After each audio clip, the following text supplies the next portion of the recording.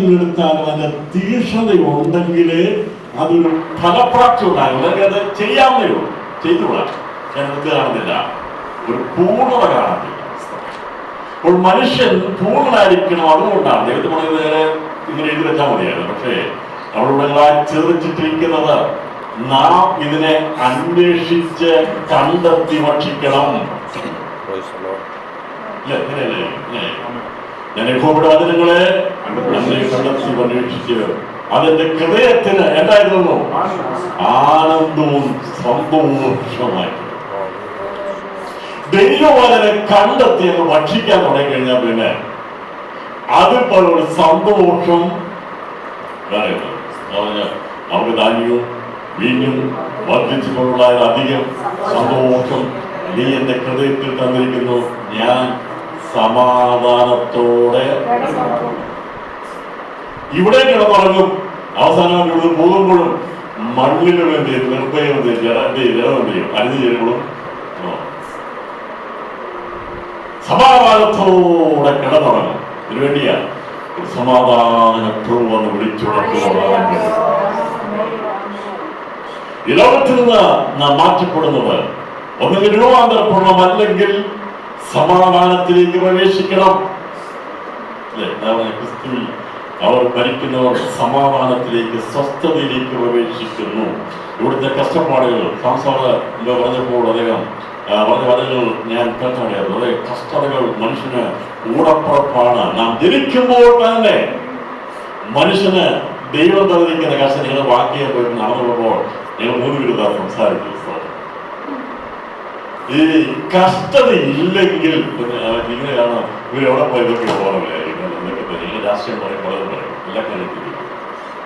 അപ്പോൾ മനുഷ്യന് കഷ്ടത ഇല്ലെങ്കിൽ, ഇത് കൂടെ പറഞ്ഞില്ലെങ്കിൽ ദൈവത്തിലേക്ക് ആരും വരത്തില്ല.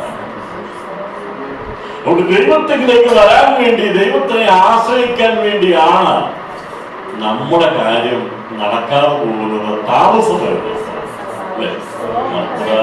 മാത്രം നോക്കി കാണാൻ സാധിക്കുന്നത് ദൈവം മാർത്തയും മറിയയും ലാസറിനെ സ്നേഹിച്ചു, എന്നിട്ടും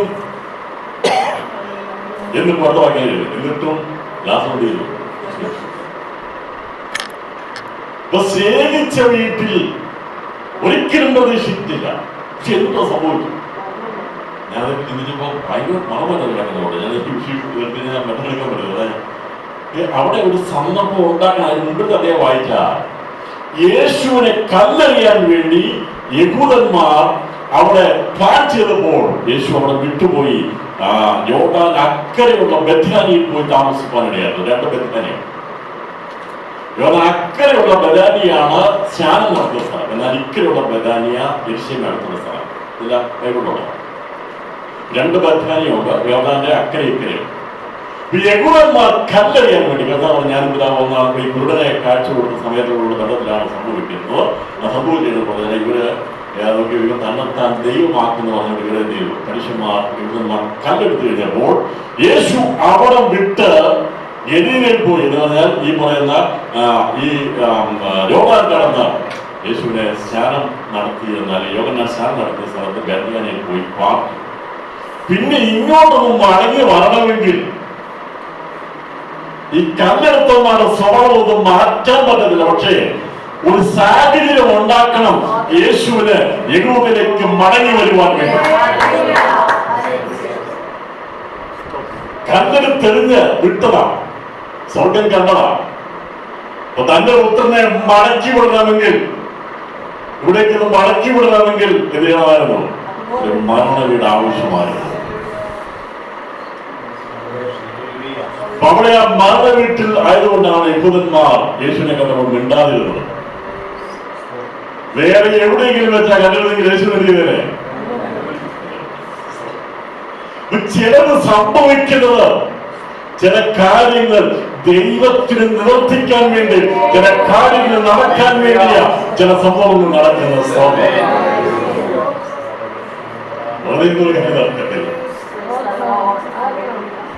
എന്നിട്ടും സ്നേഹിച്ച ഈ ലാസർ മരിക്കാൻ കാരണം എന്റെ കർത്താവിന് ഈ യോർദാൻ ആയിരിക്കുന്ന ബേത്യാനിൽ നിന്ന് തിരിച്ച് യഹൂദയിലേക്ക് വരണമെങ്കിൽ ഇവിടെ ഒരു വഴി തുറക്കപ്പെടണമായിരുന്നു. അതിനുവേണ്ടിയാണ് ലാസർ മരിക്കുവാൻ ലാസറിന്റെ ഒരു കുടുംബം അവിടെ കണ്ണിലായി പടയാത്ര. അവിടെ കരഞ്ഞ് വിളിപ്പിച്ചിരിക്കുമ്പോ അവിടെ വന്നാൽ നമുക്കറിയാം, നാളെ വീട്ടിൽ ആരും വന്നാലും അവിടെ ചെയ്തില്ല, ഒരു മര്യാദക്കാൻ പറയാനും വഴക്ക് പിടിക്കാനൊക്കെ പോകുന്നില്ല. യേശുവിനെ കണ്ടു. യഹൂദന്റെ ബദ്ധശത്രുവാ യേശു. അന്ന് നോക്കിയപ്പോൾ കല്ലറിയാൻ വേണ്ടി നോക്കിയതാ. യേശു അവിടെ വിട്ട് പോയതവിടെ. ഞാൻ പറഞ്ഞെടുത്തപ്പോൾ സമയത്താണോ പക്ഷെ മടങ്ങി വന്നത് 4 ദിവസം എന്ന് പറഞ്ഞാൽ ചില ദിവസം കഴിഞ്ഞിട്ടാണ് സംഭവിച്ചത്. 4 ദിവസം കഴിഞ്ഞ് മടങ്ങി വന്നപ്പോൾ സംഭവം എനിക്ക് അറിയാവുന്ന നേരത്തേക്ക് പോകുന്നില്ല. വന്നപ്പോൾ യഹൂദന്മാർ അവിടെ മൗനമാക്കിയിരുന്നു. ചിലരൊക്കെ അംഗീകരിച്ചു. യേശു എന്ത് ചെയ്തു? ലാസറിനെ ഉയർപ്പിച്ചു കഴിഞ്ഞപ്പോൾ നമുക്ക് മനസ്സിലായി, ഇവൻ മരിച്ചാലും തീരുന്നവരല്ല. ഈ നാസറിയായിരിക്കുന്ന യേശുവിനെ കൊന്നാലും തീരുന്നവരല്ല. അവനെ വിശ്വസിക്കുന്നവൻ മരിച്ചാലും തീരുന്നല്ല. ശത്രുവെ, പൈശാചിക ഈ ലോകത്തിന്റെ സുവിശേഷ വിരോധികളെ, നിങ്ങൾക്ക് വേണമെങ്കിൽ ഇവിടുന്ന് ഞങ്ങളെ കൊന്നുകളയാൻ കഴിയും, പക്ഷേ കല്ലറ കൊണ്ട് തീരുന്നതല്ല. ഒരു ദൈവമകന്റെ ജീവിതം, അതിനപ്പുറമായിട്ടുള്ള പുനരുത്ഥാനമുണ്ട്. അത് വെളിപ്പെടുത്തുവാൻ വേണ്ടിയാ ദൈവം ഇവരെല്ലാം നോക്കി, ഇവരെല്ലാം നോക്കി. എന്നിട്ട് പറഞ്ഞു ഉടനെ ഇവന് സാധിക്കത്തില്ലെന്ന് ലോകത്ത് നിൽക്കുക. പക്ഷേ ഈ കല്ലെടുത്തന്മാരെ കൊണ്ട് കല്ല് ഉരുട്ടി മാറ്റിച്ചു. യേശുവിനെ കല്ലെറിയാൻ വേണ്ടി എടുത്ത കരങ്ങളോട് പറഞ്ഞു കല്ലുരുട്ടി മാറ്റാൻ പറഞ്ഞു. മാറ്റി കല്ല് യേശുവിനെ കല്ലെടുത്താൻ എറിയാൻ വേണ്ടി ഉപയോഗിച്ച കരങ്ങളൊക്കെയാണ് ഞാൻ വിചാരിക്കുന്നത്. അന്ന് ഈ യേശുവിനെ എന്ത് ചെയ്ത് യേശു പറഞ്ഞതിന് അനുസരിച്ച് സ്തോത്രം കല്ലുരുട്ടി മാറ്റി ലാസറിനെ കൂടി കൊണ്ടുവന്നു. പിന്നെ ഒറ്റ വായനക്കാൻ പറ്റിയില്ല. സ്തോത്രം. പിന്നെ കാണാൻ സാധിക്കുന്നത് ഇവർ പോയി ഇവനെ എങ്ങനെ നശിപ്പിക്കുന്ന ആലോചിച്ചു. അത് കർത്താവിന്റെ അവസാനത്തേക്ക്. പക്ഷേ ശുശ്രൂഷയെ ഇടയ്ക്ക് നിർത്താൻ നിനക്ക് കഴിയത്തില്ല. ശുശ്രൂഷ തന്നവൻ അത് തിരിച്ചെടുക്കും. അവരൊരു പ്ലാനുണ്ട്. അതിനുള്ള വഴികളും ദൈവം ഒരുക്കി തരുമെന്നുള്ളതാണ് നമുക്കത് കാണുവാൻ കഴിയുന്ന സന്ദേശം. സ്തോത്രം. ഞാൻ പറഞ്ഞത് ദൈവത്തിന് കഷ്ടതയുടെ മുമ്പിൽ, കണ്ണുനീരിന്റെ മുമ്പിൽ ഒരു കാര്യമുണ്ടോ? എന്നും കരഞ്ഞുകൊണ്ടിരിക്കാൻ വേണ്ടിയല്ല, വിലപിക്കാൻ വേണ്ടിയല്ല, തകരാൻ വേണ്ടിയല്ല. നീ കരയുകയും തകരുകയും ചെയ്യുമ്പോൾ അപ്പോൾ നമുക്ക് വേണ്ടി ദൈവം ഒരുക്കിയിരിക്കുന്ന മനോഹരമായ ഒരു വഴിയുണ്ട്, വിടുതലുണ്ട്. ഇന്ന് വഴി സമയത്ത് അത്ഭുതങ്ങൾ നടക്കാൻ പോകുന്നതിനായി ഞാൻ ദൈവത്തിന് സ്തോത്രം ചെയ്യുന്നു. ആത്മാവ് നമുക്ക് വേണ്ടി പ്രാർത്ഥിച്ചവർക്ക് വേണ്ടി, പ്രാർത്ഥിക്കുന്നവർക്ക് വേണ്ടി, അവർ വിശ്വസിക്കുന്നവർക്ക് വേണ്ടി യാതൊരുകൊണ്ടിരിക്കുന്ന ദൈവപ്രവൃത്തി പല സ്ഥലങ്ങളിലും ഇതുവരെ മാറാതിരുന്ന ചില കല്ലുകളെ ദൈവാത്മാവെന്ന് പരസ്പരം ഒഴിച്ചു മാറ്റി ദൈവപ്രവൃത്തി വെളിപ്പെടുവാൻ പോകുന്നതിനായി ഞാൻ ദൈവത്തിന് സ്തോത്രം ചെയ്യുന്നു. മനുഷ്യനെ മനുഷ്യനെ ദൈവം ഒഴിച്ചു മാറ്റാൻ പോവുക എന്ന് പരസ്പരം അസാധ്യമായതിനെ ദൈവം ചെയ്യാൻ പോവുക. തടസ്സങ്ങളെ ഉയർത്തിരിക്കുവാൻ നിൽക്കുന്ന അന്തരാശന പോറുകളെ ഇന്ന് പരസ്പരം ദൈവാത്മാവ് ഒഴിച്ചു മാറ്റി ദൈവപ്രവൃത്തി വെളിപ്പെടുവാൻ പോകുന്നതിനായി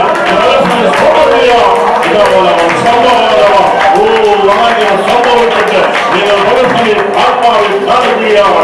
ചില കല്ലുകൾ, ചില കുടുംബങ്ങളിൽ നിന്ന്, വ്യക്തികളിൽ നിന്ന് ഇത് പല സമയം ദൈവാത്മാവ് ദൂരൻ ഇറങ്ങി വന്ന് നല്ല ചികിത്സ നിൽക്കുന്ന കല്ലുകളെ ഉരുട്ടി മാറ്റി ദൈവം വരുന്ന മുഴുവനായി സ്വാഗതം ചെയ്യുകയാണ്.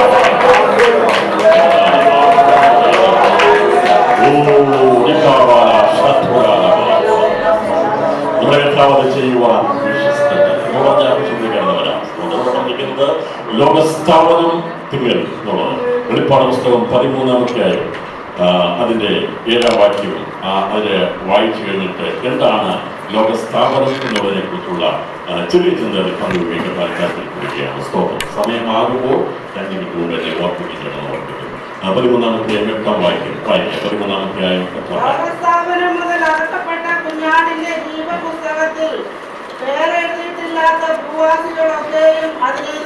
അപ്പോൾ ലോകസ്ഥാപനത്തിൽ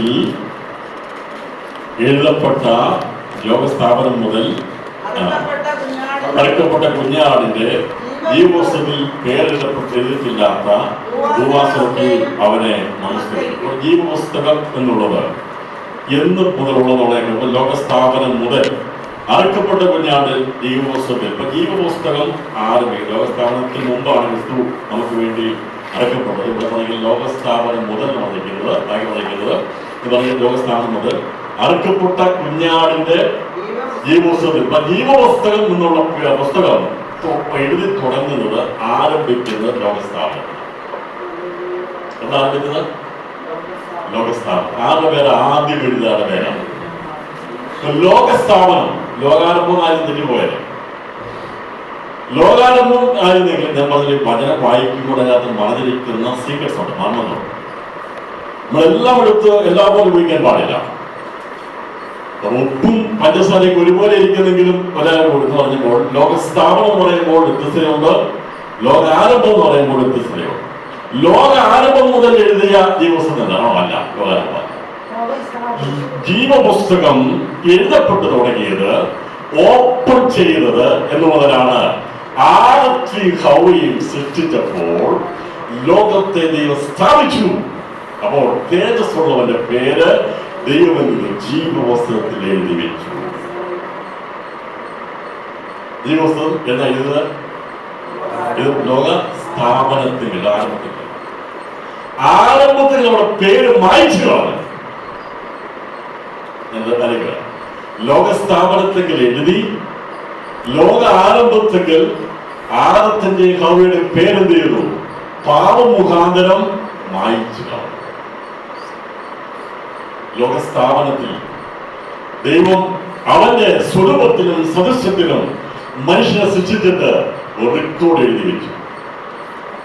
ആദ്യത്തെ പേര് ആദം. ആദത്തിൽ ഉള്ളിൽ ഹവ്വയുണ്ടായിരുന്നു. ആ ആദം പെണ്ണുമായി ദൈവം സൃഷ്ടിച്ചു. ആദം ദൈവപ്പെട്ട പേര് ആദം ഹവ്വ എന്നുള്ളത് നമുക്ക് ദൈവത്തിന്റെ പേരെന്തായാലും എനിക്കറിയില്ല. പക്ഷെ ഞാൻ പറഞ്ഞല്ലോ, അപ്പൊ നിങ്ങൾ ചോദിക്കുന്നത് ഹവ്വയിൽ നാമോ പേരെന്ന് എന്നോട് ചോദിക്കുന്നത്. ആദം ആണ് ഹവ്വയ്ക്ക് പേരിട്ടത്. ഈ ഹവ്വ ആണെന്നുള്ളത് ഇനി ആദം ഇടാൻ പോകുന്ന പേര് ഇന്നതാണോ ദൈവത്തിന് അറിയാം. അതുകൊണ്ട് ദൈവത്തിന് കുഴപ്പമില്ല. ഞാൻ ചോദിച്ചു വരികയാണെങ്കിൽ ഞാൻ പറഞ്ഞതേ ഉള്ളൂ. ഞാൻ പറയാ ആദം ഹവ്വയെന്ന് എഴുതി പറഞ്ഞാൽ നിങ്ങൾ ചോദിക്കുക, അങ്ങനെയാണെങ്കിൽ ഹവ്വ എന്ന പേര് ആദമല്ല ഇട്ടത്, അപ്പൊ അങ്ങനെയാണെങ്കിൽ ഇത് ഏറെ ദൈവം അങ്ങനെയല്ല. അവരെ ആണും പെണ്ണുമായി അവരെന്ത് ചെയ്തു? സൃഷ്ടിച്ചു. അതിന്റെ അർത്ഥം ആഴത്തിൽ ഹവ്വയുണ്ടായിരുന്നു. എവിടുന്നാ സൃഷ്ടിച്ചിട്ടുണ്ടെന്നാ? നിലത്തെ പൊടി കൊണ്ട് ദൈവം അവരെ സൃഷ്ടിച്ചു. ദൈവം അവരെ സൃഷ്ടിച്ചിട്ടുണ്ട്. അവരുടെ മൂക്കിൽ എന്ത് ചെയ്തു? ജീവശ്വാസമൂലി. അതൊരിക്കലും ഓക്സിജൻ അല്ല. ഈ ജീവശ്വാസം എന്ന് പറയുമ്പോൾ ഓക്സിജൻ അല്ല, അതെല്ലാം മൃഗങ്ങൾക്ക് ഉള്ളതാണ് അല്ലേ? പക്ഷികളോ മൃഗങ്ങളൊക്കെ എങ്ങനെ ഓക്സിജൻ ഇല്ലാതെ പറ്റത്തില്ല, ജീവവായു. ദൈവം മനുഷ്യന്റെ മൂക്കിലൂതിയ ജീവശ്വാസം അത് ദൈവത്തിന്റെ തേജസ്സായിരുന്നു. അവന്റെ ആ മൂക്കിലെ ശ്വാസത്താൽ എന്ത് ചെയ്യുന്നു? ആകാശം ശോഭിച്ചിരിക്കുന്നു. നക്ഷത്രങ്ങളെല്ലാം ശോഭിച്ചിരിക്കുന്ന ദൈവം എന്ന് ഊതികൊണ്ടായ ഇവനെ വിവേകമുള്ളവരാക്കി തീർന്നു.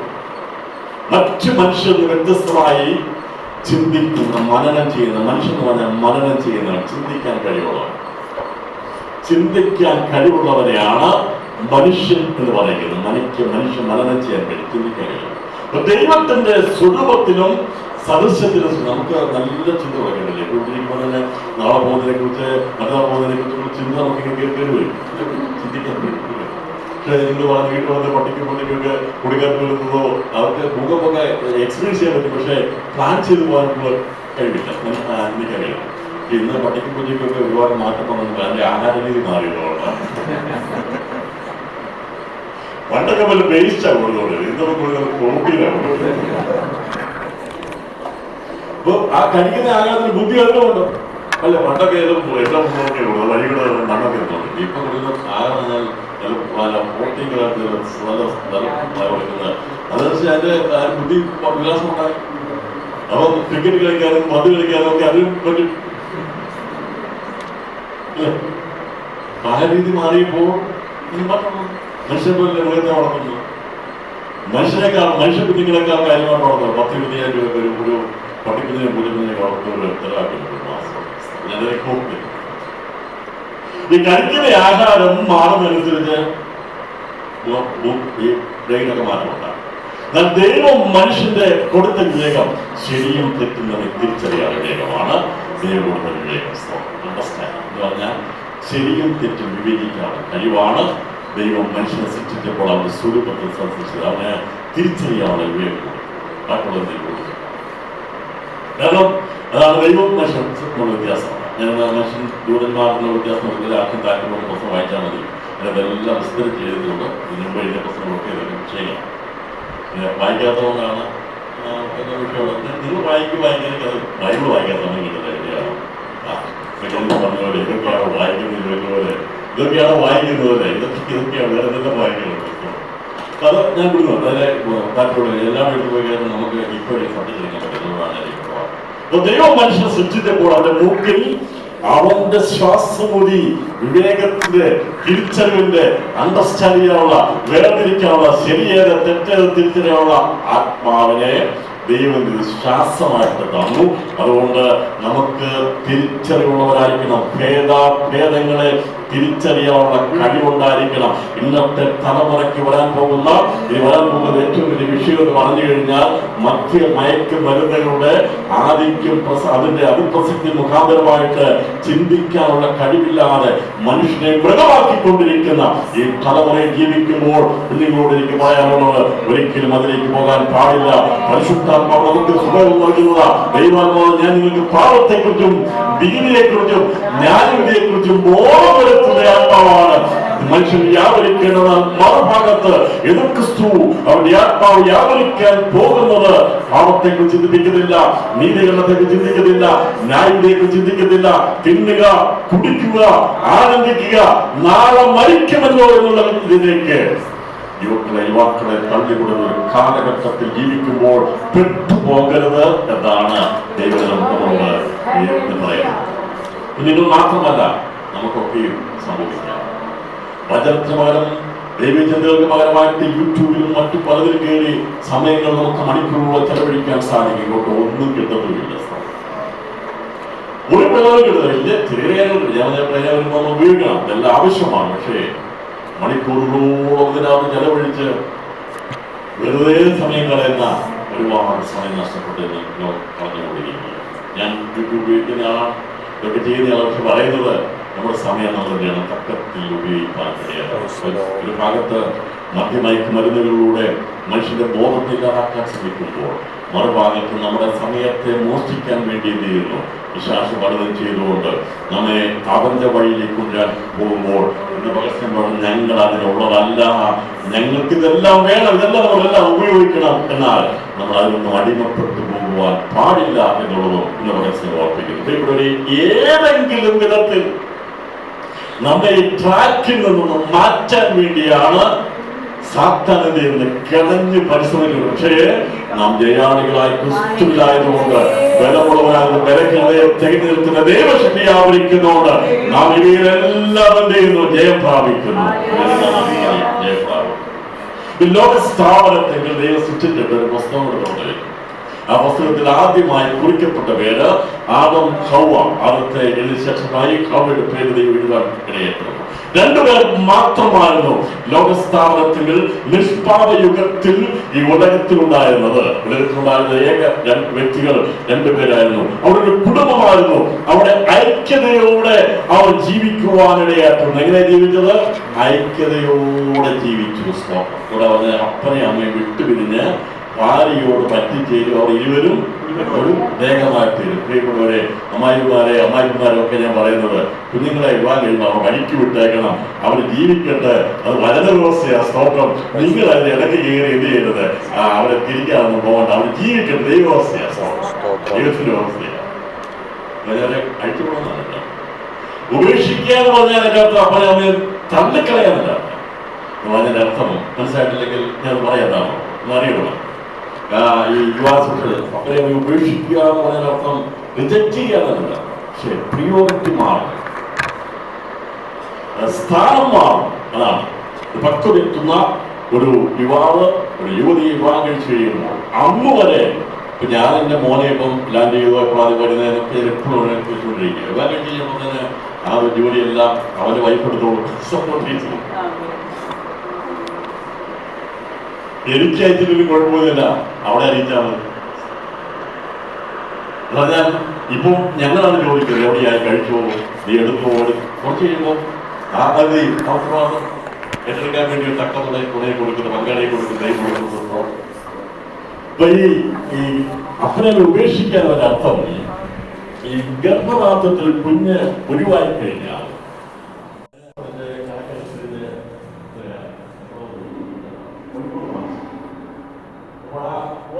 മാസം കഴിയുമ്പോൾ ഈ കുഞ്ഞിന്റെ ഗർഭപാത്രത്തിൽ ഉപേക്ഷിക്കും.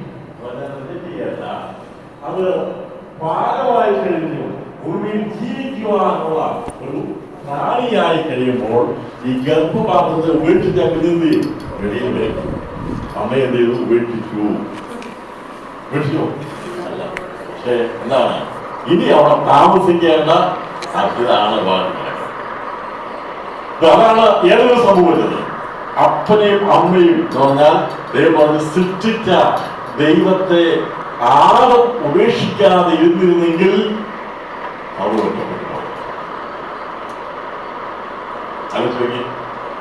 അവ പഠനത്തിന് കഴിഞ്ഞപ്പോൾ ഞാൻ ദൈവത്തിന്റെ വ്യവസ്ഥ പ്രകാരമേ അനുസരിക്കുള്ളൂ എന്ന് പറഞ്ഞുകൊണ്ട് ആദം ആ തെറ്റിന് അവൻ കൂട്ടുന്നില്ലെങ്കിൽ അവൻ മനഃപൂർവ്വം അവനത് സ്വയം അറിഞ്ഞുകൊണ്ടാണ് അവ ഒറ്റപ്പെട്ടു പോകാതിരിക്കാൻ വേണ്ടി, അത് ദൈവത്തിന്റെ പ്രവൃത്തി ഇല്ലാതാകാതിരിക്കാൻ വേണ്ടി, ദൈവപ്രവൃത്തി മുമ്പോട്ട് പോകാൻ വേണ്ടിയാണ് ആദം അറിഞ്ഞുകൊണ്ടിരുന്നത് പാപം ചെയ്തു.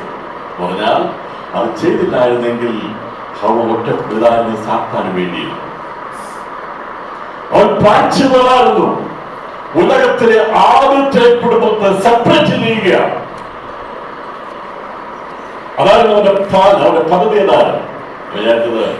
അവ കഴിച്ചു കഴിഞ്ഞാൽ നീ രണ്ടുപേരും കഴിച്ചാലും രണ്ടു പോയി, ഒന്ന് പോയി കിട്ടി, ഏതായാലും അവൻ എന്ത് ചെയ്യും? അവൻ പാലെന്ത് ചെയ്യും? വിജയിക്കുന്ന വിചാരിച്ചു. പക്ഷേ അവന്റെ പദ്ധതികൾ നടക്കുമെന്ന് ലോകസ്ഥാപനത്തിന് മുമ്പ്, നമ്മെ സൃഷ്ടിക്കുന്നതിന് മുമ്പ്, ഇവരുടെ പേര് ജീവപുസ്തകത്തിൽ എഴുതുന്നതിന് മുമ്പ് എഴുതുന്ന ഒരു പ്ലാൻ ചെയ്തിരുന്നു. അതനുസരിച്ചാണ് കാര്യങ്ങൾ നടക്കുവാൻ പോയത്. സ്തോത്രം. ഞാൻ പറഞ്ഞതിന്റെ കാര്യം, ആദം അവളെ ഉപേക്ഷിക്കുകയല്ല ചെയ്ത്, അവളെ ചെയ്തു ചേർത്ത് നിർത്തുവാൻ. അതുകൊണ്ട് ദൈവ പദ്ധതി നഷ്ടപ്പെട്ടു പോയില്ല. അത് തന്നെയാണ് ക്രിസ്തുവിൽ നമുക്ക് കാണാൻ സാധിക്കും. അതുകൊണ്ടാണ് വരുവാനുള്ളവന്റെ പ്രതിരൂപമായിട്ട് ആദത്തെ നമുക്ക് കാണാൻ സാധിക്കുന്നത്. അപ്പോൾ ദൈവത്തിന് ആദം ഹവ്വയെ ആ ഒരു വിധത്തിൽ സപ്പോർട്ട് ചെയ്തില്ലെങ്കിൽ, അവളെ ചേർത്ത് നിർത്തിയില്ലെങ്കിൽ, ദൈവം മുന്നേ പറഞ്ഞത് അപ്പനെയും അമ്മയും എന്ന് പറഞ്ഞാൽ ദൈവത്തെ വിട്ട് എന്തെയും ഈ ഭാര്യ എന്തെയും കത്തിച്ചേരും, അവിടെ വരുമ്പോൾ ദേഹമായി തീരുമെന്ന് ദൈവം പറഞ്ഞത് ദൈവത്തിന് പദ്ധതിയായിരുന്നു.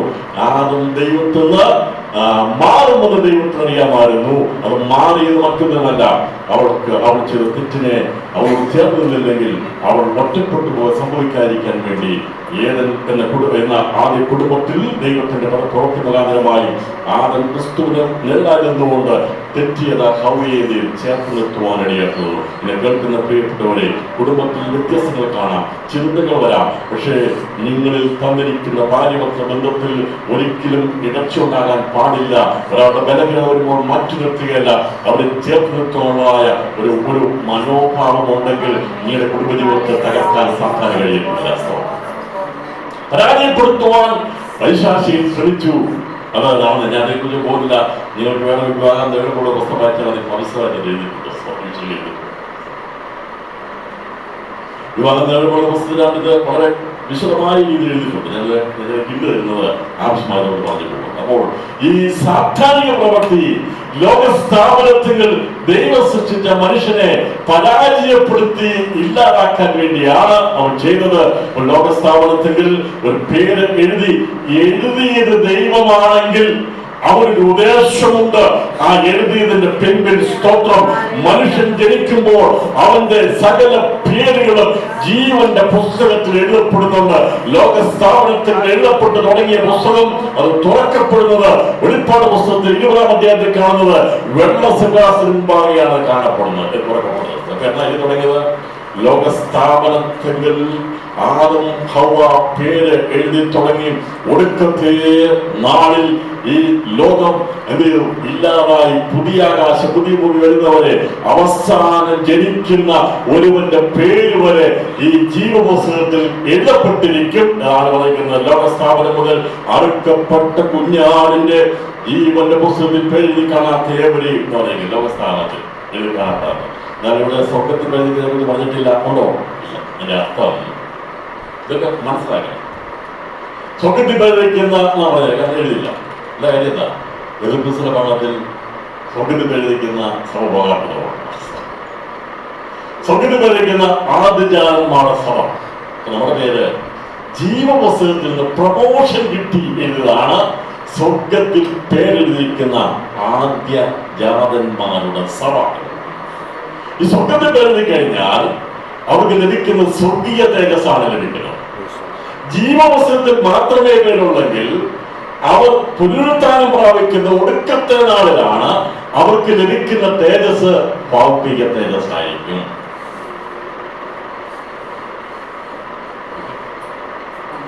ലോകസ്ഥാപനത്തിൽ എഴുതപ്പെട്ടു തുടങ്ങിയ ആ പുസ്തകത്തിൽ ആദ്യം കുറിക്കപ്പെട്ട പേര് അത് തന്നെയാണ്. അവരുടെ പേരായിരുന്നു. ഇവർ പാപം ചെയ്തപ്പോൾ ദൈവം അവരെ എടുത്തിരുന്ന നിലത്തേക്ക് അവരെ ചെയ്തു വേല ചെയ്യുവാൻ ഇറക്കി. വാക്കത്തെ കൊടുത്താണ് അവരെ ഇറക്കിവിട്ടത്. ലോകസ്ഥാപനത്തിൽ അത് തുടങ്ങി ലോകാരംഭം എന്ന് പറയുമ്പോൾ നമുക്ക് കാണാൻ സാധിക്കും. ലോകാരംഭം എന്ന് പറയുമ്പോൾ എന്ന് മനുഷ്യന്റെ ആയുസ് കുറിക്കപ്പെടാൻ തുടങ്ങിയത് അന്നാണ് ലോകം ആരംഭിക്കാൻ തുടങ്ങിയത്. ഇപ്പൊ ഏതിലായിരുന്ന ആദവും ഹവ്വയും നിഷ്പാപയുഗത്തിൽ അവിടെയായിരുന്നപ്പോൾ അവരുടെ ആയുസില്ലായിരുന്നു. നിത്യജീവനാണ് അവർക്കുണ്ടായിരുന്നത്, നിത്യത ജീവനാണ് അവർക്കുണ്ടായിരുന്നത്.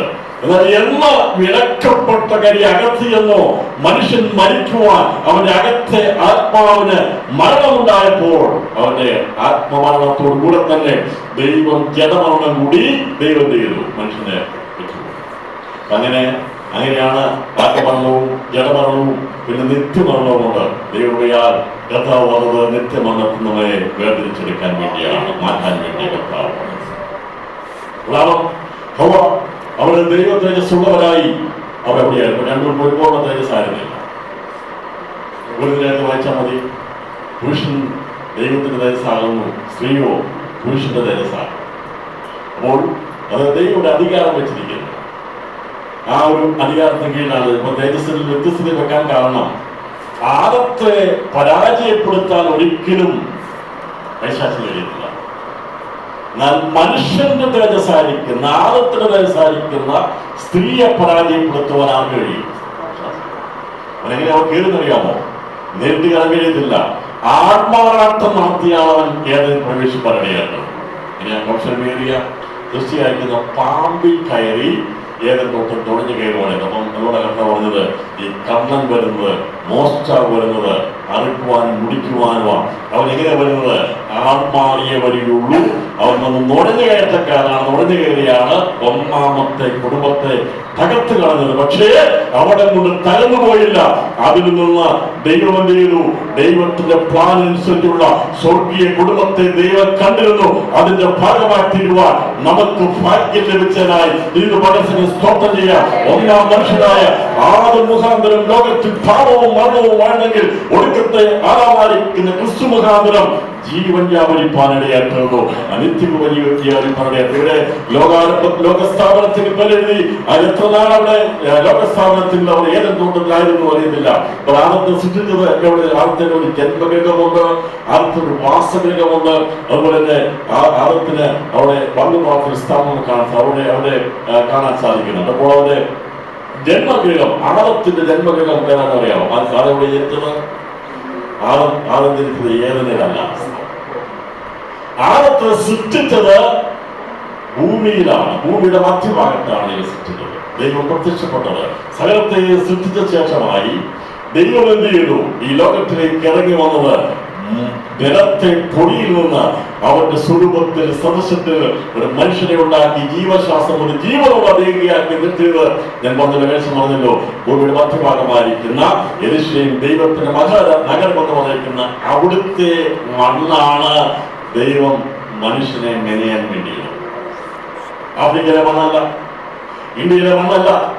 ദൈവത്തിന്റെ ജീവരക്തം എവിടെയാണോ യാഗമാറ്റുന്നത്, യേശു എവിടെയാണോ ഒന്നാമത് വന്നത്, യേശു എവിടെയാണോ രണ്ടാമത് വരുന്നത്, ഈ ദൈവത്തിന്റെ എല്ലാ കാര്യങ്ങളെയും പ്രധാന സ്ഥിരാകേന്ദ്രമായിരിക്കുന്ന യെരൂശലേമിലാണ് ദൈവം ഇറങ്ങി വന്ന് അവിടുത്തെ മണ്ണുകൊണ്ടാണ് മനുഷ്യന് അയക്കുന്ന ഒന്നാം മനുഷ്യൻ അയക്കുന്ന ആദത്തെ സൃഷ്ടിച്ചത്.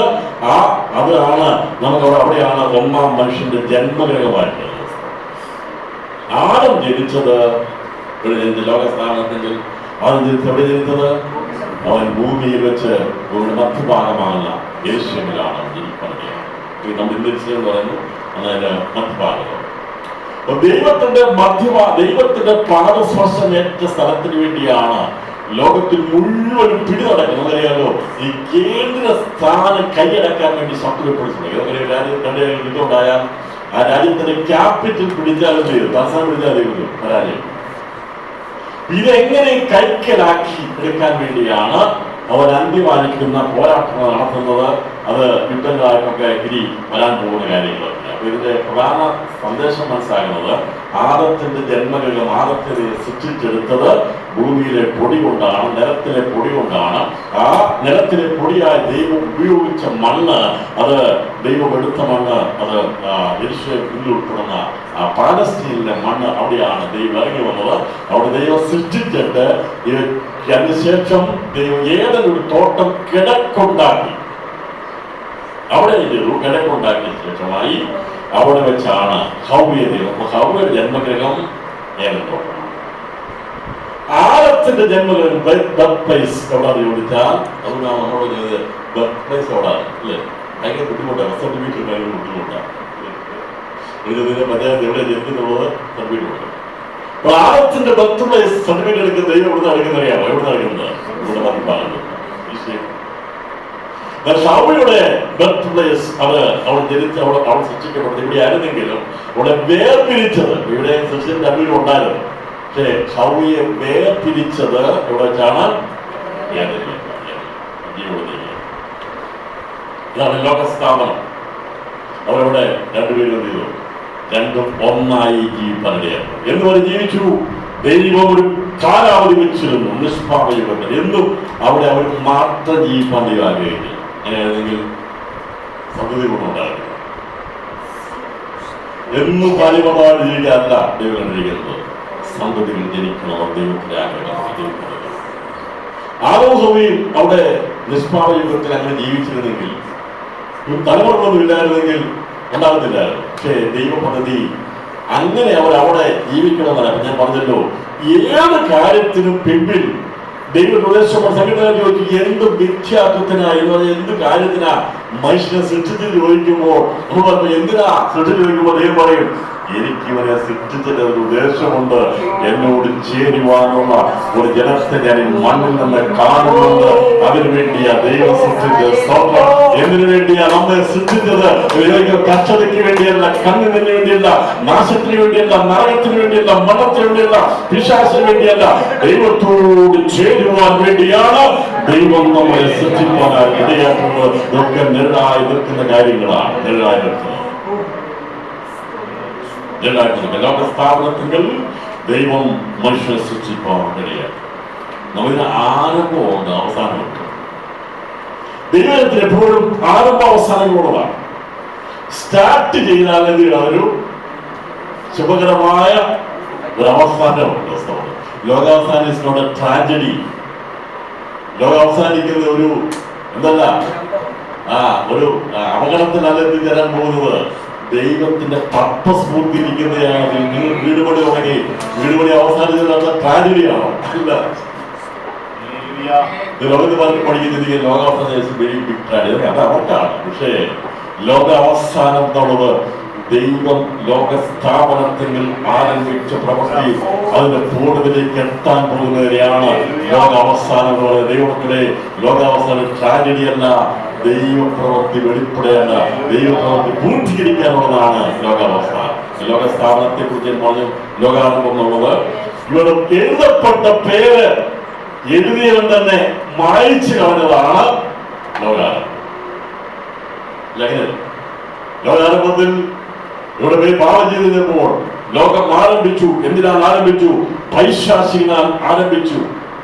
ലോകസ്ഥാപനം ദൈവത്താൽ സ്ഥാപിക്കപ്പെട്ടപ്പോൾ ലോകം ആരംഭിച്ചത്, ലോകത്തിന്റെ പ്രവൃത്തി ആരംഭിക്കാൻ തുടങ്ങിയത് പിശാച് മനുഷ്യരുടെ ബന്ധത്തിൽ പ്രവർത്തനപരമായതിനെയാണ് ലോകാരംഭം എന്ന് പറയുന്നത്. അതേ പറഞ്ഞു, ഇവനെ ഇങ്ങനെയിട്ട് കഷ്ടപ്പെടുന്നതിന്റെ കൈ തരുന്നുള്ളൂ. അതുകൊണ്ടാണ് ദൈവം ആയുസ് കുറച്ച് എന്ത് ചെയ്തു?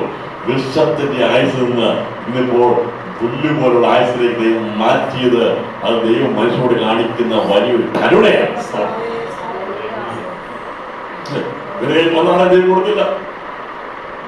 ദൈവം സൃഷ്ടിച്ചു കഴിഞ്ഞപ്പോ അവര് ദൈവം നിത്യ ആയുസുള്ള നിധികളുള്ളവർക്ക് സൃഷ്ടിച്ചു.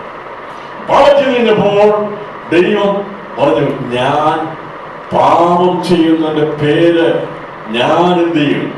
മായ്ച്ചു കളയും. നഷ്ടപ്പെട്ടു പോകുന്നതായി പറഞ്ഞിരിക്കുന്നു. എഴുതിയവന് മായ്ക്കാനുള്ള അവകാശമുണ്ട്, അധികാരമുണ്ട്, മായ്ക്കും. യൂദയുടെ പേര് സ്വർഗ്ഗത്തിൽ എഴുതിയില്ല. അപ്പോസ്തലൻ സൂക്ഷിച്ചുണ്ടായിരുന്ന സ്ഥാനമുണ്ടായിരുന്നു. ഇവിടെ ചെയ്യുന്ന ശുശ്രൂഷകളോ പദവിയോ ഒന്നും അല്ല നമ്മെ ക്രിസ്തുവിലാക്കുന്ന. പദവി മാറ്റപ്പെടാം, സ്ഥാനങ്ങൾ മാറ്റപ്പെടാം, ശുശ്രൂഷ നിന്നുപോകും, നിന്നുപോകും. ദിവസം എഴുതുക, ഈ കുമ്മയുടെ പ്രവചനങ്ങൾ നിന്നുപോകും. ഇപ്പോഴല്ല, പൂർണ്ണമായത് വരുമ്പോൾ അംശമായത് വന്നിട്ടുണ്ട്. പൂർണ്ണമായ ക്രിസ്തു അവന്റെ പ്രവർത്തന വെച്ച് വെളിപ്പെട്ട് കഴിഞ്ഞാൽ പിന്നീട് സുവിശേഷം വേണ്ട, പിന്നെ രോഗശാന്തി വേണ്ട, ഊർശാന്തി വേണ്ട, പിന്നെ രോഗങ്ങളെല്ലാം വേണോ? അന്ന് വരെ ആവശ്യമാണ്. ഈ മുൻപേ മാത്രം എഴുതിക്കുന്നത് ലോകത്തിന്റെ 5 മണികളെ കാര്യങ്ങളെ കുറിച്ച് എഴുതിയിരിക്കുന്നത്. അപ്പോ ദൈവത്തിന്റെ പ്ലാൻ തകർക്കാൻ സാധാരണ എന്നെ കുറിച്ചുള്ള, എന്റെ കുടുംബത്തെ കുറിച്ചുള്ള ദൈവത്തിന് പദ്ധതിയുണ്ട്, ഒരു പ്ലാനുണ്ട്. അത് പരാജയപ്പെടുവാൻ ദൈവം സമ്മതിക്കുകയില്ല. അവനാണ് എഴുതിയതെങ്കിൽ അവനത് എഴുതിയ ഉദ്ദേശമുണ്ട്. ദൈവം ഹവ്വയിൽ പാപം ചെയ്തു കഴിഞ്ഞപ്പോൾ, ലോക ആരംഭം ആരംഭിച്ചപ്പോൾ ആയുസ് കുറിക്കപ്പെടുവാനിടയായി. പാപം ചെയ്യുന്ന ദേഹി മരിക്കും എന്ന് പറയും. ആത്മാവിനെ കൊണ്ട് ദേഹിയെ ദേഹം എന്ന് പറയുമ്പോൾ ദേഹിക്കാണ്. അവർ ജലപർവ്വം ദൈവം കൊടുത്തത്, ദൈവം കൊടുത്ത വലിയൊരു സ്നേഹത്തിൽ ചെയ്ത കാര്യമാണ്. അല്ലെങ്കിൽ ആലോചിക്കുക, നമ്മൾ വിചാരിക്കും വൈകുന്നേരത്തെ ജന്മദിവസം മരണദിവസത്തേക്ക് മരണദിവസം ജനദിവസം ഉത്തമം വരെ കാണാതെ കണ്ടുപിടിച്ചും ഉത്തമം എന്ന് പറഞ്ഞാൽ, ഒരു ദുഷ്ടം മരിച്ചാലും നേരത്തെ മരിക്കുകയാണെങ്കിൽ അവൻ അത്രയും കുറച്ച് ശിക്ഷയില്ല. ഒരു ശരീരത്തിൽ ഇരിക്കുമ്പോൾ ചെയ്തത് നല്ലതായാലും തീയതായാലും ഒക്കെ ഭാഗ്യം. 1000 വർഷം ജീവിതത്തിൽ അത്രയും പാപം ചെയ്ത് അത്രയും കണ്ട് ശിക്ഷ അനുവദിക്കാതിരിക്കാൻ വേണ്ടി ദൈവത്തിൽ ഇവരെ സ്നേഹത്തോടെ മരണദിവസം ജന്മദിവസത്തേക്കാൾ ഭൂമിയിലേക്ക് അതിനൊക്കെ പ്രസംഗിക്കാൻ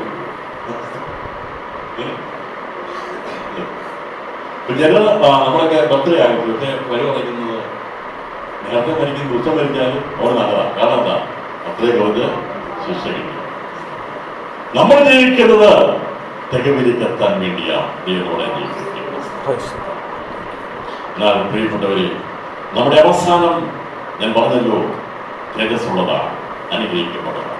അപ്പോൾ ലോക ആരംഭത്തിൽ മനുഷ്യൻ പാപം ചെയ്ത് കഴിഞ്ഞപ്പോൾ അവന്റെ പേര് മായ്ച്ചു, തേജസ് നഷ്ടപ്പെട്ടു. തേജസ് ഇല്ലാത്തവരുടെ പേര് ജീവപുസ്തകത്തിൽ കാണുകയില്ല. ഈ തേജസ് വർദ്ധിക്കുന്നവന്റെ പേര് ജീവപുസ്തകത്തിൽ മാത്രമല്ല, പിന്നെ എവിടെ കാണും? സ്വർഗത്തിൽ പേരെഴുതിയിരിക്കുന്ന ആദ്യജാതന്മാരുടെ സഭയിൽ കാണും. ഒരുപക്ഷെ നിങ്ങൾ ജീവപുസ്തകത്തിൽ മാത്രമേ കേട്ടുണ്ടായിരിക്കും. സാധാരണ പഠിപ്പിച്ചത്രയുള്ളൂ ജീവപുസ്തകത്തിൽ എഴുതി. അതുകൊണ്ട് ഇനീഷ്യൽ ടീച്ചിങ്, സുവിശേഷത്തിന്റെ പ്രാരംഭ ടീച്ചിങ് ആണ് ജീവപുസ്തകം. എന്നാൽ സഭയെ പഠിപ്പിക്കേണ്ട ജീവപുസ്തകത്തിലല്ല, വളർച്ച പ്രാപ്തി, തേജസ്സിന്മേൽ തേജസ് പ്രാപിച്ച് നമ്മൾ അവന്റെ അതേ പ്രതിമയായി മാറ്റപ്പെടുമ്പോൾ അവിടെ ഒരു പേരെഴുതുന്നുണ്ട്. സ്വർഗത്തിൽ പേരെഴുതും, നഗരത്തിൽ പേരെഴുതും, ഗോപുരങ്ങളിൽ പേരെഴുതും. സ്വർഗീയ തേജസ് പ്രാപിക്കുന്നവരുടെ പേരുകൾ നിത്യതയിൽ കാണപ്പെടാൻ വേണ്ടി എഴുതുന്ന 4 സ്ഥലങ്ങൾ വേഗത്തിൽ പറയാം. അത് ദൈവത്തിന്റെ മന്ദിരത്തിൽ ക്രിസ്തുവിനോട് കൂടി എഴുതുന്നതാണ്. സ്വർഗത്തിൽ പേരുന്ന ആദ്യജാതന്മാരുടെ സ്ഥലം ക്രിസ്തുവിനോട് തീരുമാനം. നഗരത്തിന് വേണ്ടി കാത്തിരുന്ന പരദേശന്മാരോ കാത്തിരുന്നതും മന്ദിരത്തിന് വേണ്ടിയായിരുന്നു. ക്രിസ്തുവിന്റെ ദൈവശില്പിയായി നിർമ്മിച്ചതും അടിസ്ഥാനങ്ങളുമായ നഗരത്തിന് വേണ്ടി നഗരത്തിൽ ഉൾപ്പെടുവാനുള്ളവരുണ്ട്, നഗരമതിൽ ഉൾപ്പെടുവാനുള്ളവരുണ്ട്, ഗോപുരങ്ങളിൽ ഉൾപ്പെടുവാനുള്ളവരുണ്ട്. അപ്പോൾ ഇതൊക്കെയും നമുക്ക് കാണാൻ സാധിക്കുന്നത് ഇങ്ങനെ വിവിധ സ്വർഗീയ തേജസ് പ്രാപിക്കാനുള്ളവരെ ദൈവം മുന്നമേ കണ്ടുകൊണ്ടാണ് ഒന്നാം മനുഷ്യനായ ആളത്തെ ദൈവം സൃഷ്ടിച്ചപ്പോൾ തേജസ്സിന്റെ വിവിധ നിലകളെ ദൈവം കണ്ടിലോടവന് ഓരോരുത്തരും താന്താന്റെ നിലയിൽ അത്രേ തേജസ് പ്രാപിക്കണം. ജോലി കിട്ടുക, പ്രൊമോഷൻ കിട്ടാതിരിക്കുന്ന ആഗ്രഹമുണ്ടോ? പഠിക്കുന്നവർക്ക് മാർക്ക് കൂടി കിട്ടുമെന്ന് ആഗ്രഹമില്ലാതെ എല്ലാവർക്കും ആഗ്രഹമുണ്ട്. എന്ത് കാര്യമാണ് നമുക്ക് എല്ലാവരും പ്രോഗ്രഷൻ ആവശ്യം അല്ലേ? ആവശ്യം. എന്റെ തേജസ് വർദ്ധിക്കണം. ഇന്നലെക്കാൾ ഇന്ന് എന്റെ ദൈവ തേജസ് എന്ന് പറഞ്ഞാൽ വിവേകം, അണ്ടർസ്റ്റാൻഡിങ്, ആ തിരിച്ചറിവ്, ക്രിസ്തുവിനെക്കുറിച്ചുള്ള സ്നേഹം എനിക്ക് വർദ്ധിക്കണമെന്ന് ആഗ്രഹിക്കുന്നവർക്ക് മാത്രമേ വർദ്ധിച്ചെടുക്കാൻ സാധിക്കുകയുള്ളൂ. അതിനെ ജനിപ്പിക്കാൻ വേണ്ടിയാണ് ദൈവാത്മാവ് നമ്മളിവിടെ കൂട്ടിക്കൊണ്ടുവന്നിരിക്കുന്നത്. ആ ആഗ്രഹം നമ്മൾ വർദ്ധിച്ചു വരണം. ക്രിസ്തുവിനോട് ചേരുവാനുള്ള, ക്രിസ്തുവിനോട് ചേരാനുള്ള വലിയ ആഗ്രഹം. പക്ഷെ ഇന്നത്തെ ഒരു തലമുറയെ നോക്കുമ്പോൾ ആമേൻ കർത്താവായ യേശുവേ വേഗം വേണമെന്ന് പറഞ്ഞതിന്റെ വേഗം എന്തെല്ലാം വെട്ടിക്കളഞ്ഞിട്ട് ചുരുക്കിയാ പറയുന്നത്. ഭയങ്കര സ്കോളേഴ്സാണ്. അറിയാമോ? വെളുപ്പാട് വായിച്ചിട്ട് അവർ മനസ്സിലാക്കി അത് മാത്രമേ ഉള്ളൂ.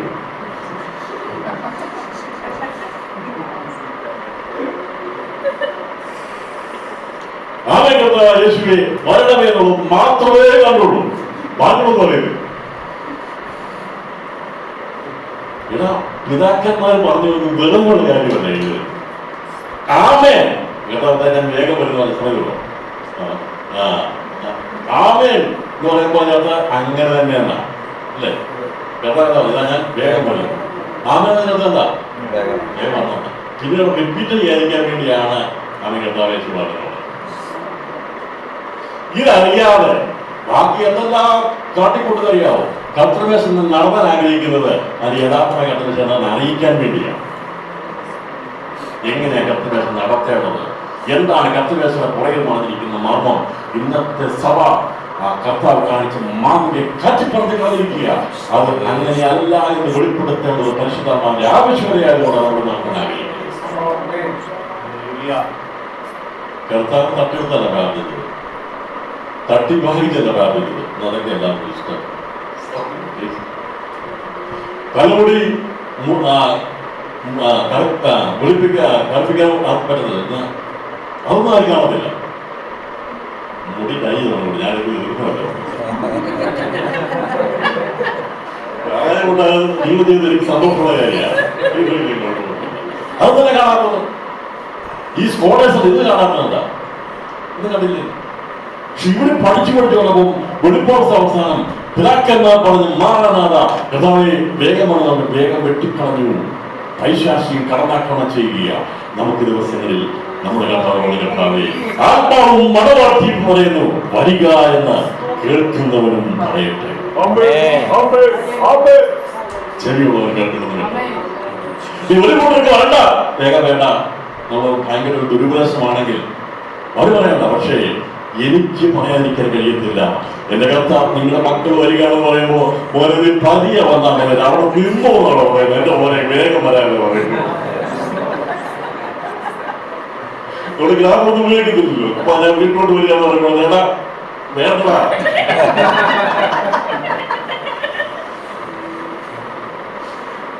സ്നേഹമുള്ളവർ പറയും മോനെ സ്നേഹമുള്ള മണവാട്ടി കർത്താവേ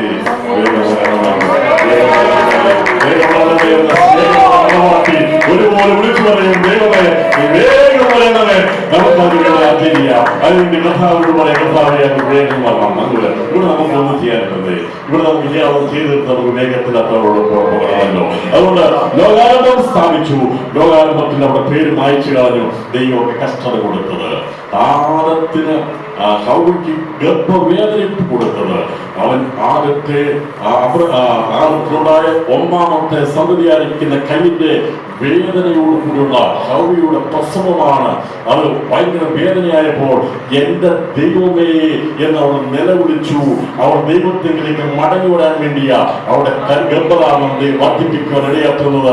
അത് കണ്ട ആദത്തിന് മനസ്സിലായി, എന്റെ ദൈവമേ ഞങ്ങളെ വേദനയിൽ നിന്ന് വിടുവിക്കണമേ, കച്ചത് വിടുവിക്കണമേ എന്ന് ദൈവത്തോട് ഉള്ളുരുകി പ്രാർത്ഥിച്ചപ്പോൾ ദൈവം അവരെ മടക്കിക്കൊണ്ടുവന്നു. അവരുടെ പേര് വീണ്ടും ലോകാരംഭത്തിനെഴുതിയിരുന്നു, പേരെഴുതുവാൻ ഇടയാക്കുന്നു. അതുകൊണ്ട് കഷ്ടത വരുന്നു, വേദന വരുന്നു. ഹവ്വ അനുഭവിച്ച വേദന വന്നത് എന്താണെന്നറിയാമോ? ആ വേദനയിൽ നിന്ന് നിലവിളി വീഴുന്നു, എന്റെ ദൈവമേ എന്ന് വിളിപ്പാൻ. അമ്മയെ വിളിക്കാനായിരുന്നു, അപ്പനെ വിളിക്കാനായിരുന്നു, വേറെ ആരെ വിളിക്കാനായിരുന്നു, ആരെ വിളിക്കാനായിരുന്നുള്ളത് അവർക്കറിയാവുന്ന ഒരുവനെ മാത്രമേ വിളിക്കാനുണ്ടായിരുന്നുള്ളൂ. എന്താ വിളിക്കുന്നത്? എന്റെ ദൈവമേ, എന്റെ ഉടയവനെ എന്ന് വിളിച്ചപ്പോൾ അവരുടെ പേര് ദൈവത്തിലേക്ക് എന്ത് ചെയ്തു? അവർ തിരിഞ്ഞു വന്നപ്പോൾ അവരുടെ പേര് വീണ്ടും ജീവപുസ്തകത്തിൽ എഴുതപ്പെട്ടു. പിശാചേ, നീ പാപം ചെയ്യിപ്പിച്ചു മനുഷ്യനെ എന്നും ദൈവത്തിന് അകറ്റാൻ വേണ്ടി ശ്രമിച്ചപ്പോൾ ദൈവം പറഞ്ഞവനെ കഷ്ടത ഇട്ട് കൊടുത്തിരിക്കുന്നത് അവർ കഷ്ടകാലത്തെ അന്വേഷിക്കും. ജാഗ്രതയോട് അന്വേഷിക്കുമ്പോൾ അവനെ കണ്ടെത്തുവാനിടയാത്തതിനും കൈയിന്റെ ജനന മുഖാന്തരമായി കക്ഷത വന്നപ്പോൾ വളരെ ജാഗ്രതയോടെ രണ്ടുപേരും പ്രാർത്ഥിച്ചു, ദൈവമേ എന്നുള്ള വലിയ നിലവിളി അവിടെ ഉയർന്നു കഴിഞ്ഞപ്പോൾ ദൈവം എന്ത് ചെയ്തു? ദൈവത്തെ കണ്ടെത്താൻ ഇടയാക്കുന്നു. നിനക്കെത്തുന്ന അവസാനിക്കുമ്പോൾ ലോകസ്ഥാപനത്തിൽ ദൈവം എന്ത് ചെയ്തു? പേര് അവരുടെ പേര് ജീവപുസ്തകത്തിൽ എഴുതി. ലോകാരംഭത്തിൽ പാപം ചെയ്ത മുഖാന്തരമായി പേര് മായ്ച്ചു കളഞ്ഞു. അതിനുശേഷമായി അവരെ ദൈവത്തിൽ വീണ്ടും അവരുടെ പേര് പ്രിയപ്പേര് അന്ന് മുതൽ ജനിക്കുന്ന സകല ഹവ്വയുടെ കൈൻ ഉൾപ്പെടെയുള്ള കൈൻ ജനിച്ചത് ലോകാരംഭത്തിലാണ്. ആവോടെ ജനിച്ചത് എപ്പോഴാണ്? ഞാൻ ഇൻസ്ട്രക്ഷൻ അവസാനിപ്പിക്കാൻ പോവുകയാണ്. ലോകസ്ഥാപനത്തിൽ ലോകസ്ഥാപനവും ലോകാരംഭത്തിൽ മനസ്സിലായെന്നുള്ളത് ഓർത്ത് ഞാൻ ദൈവത്തെ വളർത്തപ്പെടുന്നു. നമുക്കിത് തിരിച്ചറിയണം, കാര്യങ്ങളെ ഗ്രഹിക്കണം, മനസ്സിലാക്കണം. അതിനുവേണ്ടിയാണ് നമ്മൾ ഈ ക്ലാസ് കൂടെ എടുക്കുന്നത്. കർഷക വന്നത് നന്നായി നമുക്ക് എന്ത് ചെയ്യാൻ സാധിക്കുന്നുണ്ട്? ദൈവത്തെ കണ്ടെത്താൻ സമയത്ത് കണ്ടെത്താൻ സാധിക്കുന്നു. അപ്പോൾ അങ്ങനെയുള്ള ഒരു അനുഭവത്തിലേക്ക് ഈ ലോകത്ത് ജനിക്കുന്ന സകല മനുഷ്യരുടെ പേരും ദൈവത്തിന്റെ ജീവിതത്തിൽ പേരും. കാരണം ശിശുക്കളായി ജനിക്കുന്ന ഒരു കുഞ്ഞുങ്ങളുടെ പേരും ദൈവം റെക്കോർഡ് ചെയ്യാൻ ഒറ്റ വ്യക്തി പോലുമില്ല. ഈ ലോകത്തിൽ ഏതെങ്കിലും ശിശുവായിട്ട് ലോകത്തിൽ നിന്ന് മാറ്റപ്പെട്ടാൽ അവനൊരു മാമോദിസായി കൊടുക്കേണ്ട, അവന് പ്രത്യേകം ഒരു ശുശ്രൂഷ ചെയ്യേണ്ട ആരുടെയാണ്? ദൈവം അവരുടെ പേര് മായിച്ചിട്ടില്ല. കുഞ്ഞുങ്ങൾ അതെന്ന് പറയുന്നത് ശിശുക്കൾ വിടുവി ഇങ്ങനെയുള്ളതല്ലോ ദൈവരാജ്യം. ദൈവരാജ്യം നിങ്ങൾ തിരിഞ്ഞ് ശിശുക്കളെ പോലെ ആയില്ലെങ്കിൽ ദൈവരാജ്യത്തിൽ സ്വർഗരാജ്യത്തിൽ എല്ലാം ഒന്ന് തന്നെയാണ്, പ്രവേശിക്കുവാൻ കഴിയത്തില്ല. നമ്മൾ തിരിഞ്ഞ് ആരെ പോലെയായി? യേശുവിനെ പോലെയായി. നമ്മുടെ പേര് വീണ്ടും വീണ്ടും ജനനമെന്ന് പറയുന്നത് മനുഷ്യൻ ജനിക്കുമ്പോൾ അവന്റെ പേര് ജീവിതത്തിലുണ്ട്. പാപം ചെയ്തപ്പോൾ നമ്മുടെ പേര് മായ്ക്കപ്പെടുവാനിടയാക്കുന്നത് ദൈവത്തിന്റെ ആത്മാവ് ഇടപെട്ട് കഴിയുമ്പോൾ വേറെ പ്രകാശം വന്നപ്പോൾ ദൈവം സ്നേഹിക്കുമ്പോൾ നമ്മുടെ പേര് വീണ്ടും എന്ത് ചെയ്തു? ജീവിതത്തിൽ പേരെഴുതി നടത്തുന്നു. അതിൽ നിന്ന് പേരെഴുതി മാത്രം ഈ ഒരു നിലയിൽ നിൽക്കാനല്ല ദൈവം ആഗ്രഹിക്കുന്നത്. ദൈവത്തെ സ്നേഹിക്കുമ്പോൾ, ദൈവത്തിന്റെ സ്നേഹം അടുത്തു വരുമ്പോൾ, ദൈവം നമ്മളെ സ്നേഹിക്കുമ്പോൾ നമ്മളെ കൂടുതലായി അവനെ വെളിപ്പെടുത്തി തരും. അതനുസരിച്ച് നമുക്ക് ദൈവസ്നേഹം വർദ്ധിക്കും. അങ്ങനെ വർദ്ധിക്കും തോറും നമ്മുടെ ഭൗമിക തേജസ് നിന്ന് നമ്മെ സ്വർഗീയ തേജസ്സുള്ളവരാക്കി മാറ്റുവാൻ വേണ്ടി ദൈവം കർത്താവ് രണ്ടാമത് ഒരുപാട് ഇറക്കുന്നു. ദൈവം ചിന്തിക്കുന്നത് കർത്താവിന്റെ രണ്ടാമത്തെ വരവ് എന്തിനു വേണ്ടി എന്നുള്ളത് ചിന്തിക്കുമ്പോൾ ഈ ഭൗമിക തേജസ്സുള്ളവരെ മാത്രമല്ല സ്വർഗത്തെ സൗകര്യക്കരാക്കി തീർത്ത് സ്വർഗത്തിലേക്ക് കൊണ്ടുപോകാൻ വേണ്ടി ദൈവം മനുഷ്യന്റെ പാപം മാറ്റി അവനെ നിത്യമായിരിക്കുന്ന ഒരു രക്ഷ കരസ്ഥമാക്കുവാൻ വേണ്ടി കർത്താവ് ജീവൻ ഇടയെത്തുന്ന ദൈവസ്നേഹത്തിനായി സ്തോത്രം ചെയ്യാം. എന്തൊരു കരങ്ങളുടെ സ്തോത്രം ചെയ്താട്ടെ. ലോകസ്ഥാപനം മുതൽ എഴുതപ്പെട്ട കുഞ്ഞാടിന്റെ ജീവിതത്തിൽ എഴുതപ്പെട്ടവരായിരുന്നു. എന്നാൽ പാപം ചെയ്തപ്പോൾ നമ്മുടെ പേര് മായ്ക്കപ്പെടുവാനേ തീർന്നു. കുഞ്ഞാടിന്റെ രക്തമുഖാന്തരം നമുക്ക് വീണ്ടും തിരിപ്പനടിയായതുകൊണ്ട് നമ്മുടെ പേര് ഈ പുസ്തകം എഴുതപ്പെടുവാനേ തീർന്നു. ഇവിടെ കൊണ്ട് തിരികെയല്ല, ഈ പൊടിയിൽ നിന്ന് അവനോട് കൂടിയിരിക്കുന്ന സ്വർഗത്തിൽ സിംഹാസനിക്കുന്ന ആദിജാതന്മാർ സഭയെ ഉരുവാക്കിയെടുക്കുവാൻ ദൈവത്തിന്റെ പരിശുദ്ധാത്മാവ് കഴിഞ്ഞ 2000 വർഷമായി ഇവിടെ മുൻമഴയായി പെയ്തുകൊണ്ടിരിക്കുമ്പോൾ അത് നമ്മെ പണിതെടുത്ത് ആ തെരുവിലേക്ക് എത്തിക്കുവാൻ ഇടയാകട്ടെ എന്നുള്ള സന്ദേശം കൈമാറിക്കൊണ്ട് ഞാൻ ഈ സെഷൻ അവസാനം വിടുന്നു. എല്ലാവരുമായി അനുഗ്രഹിക്കുമാറാകട്ടെ. Thank you.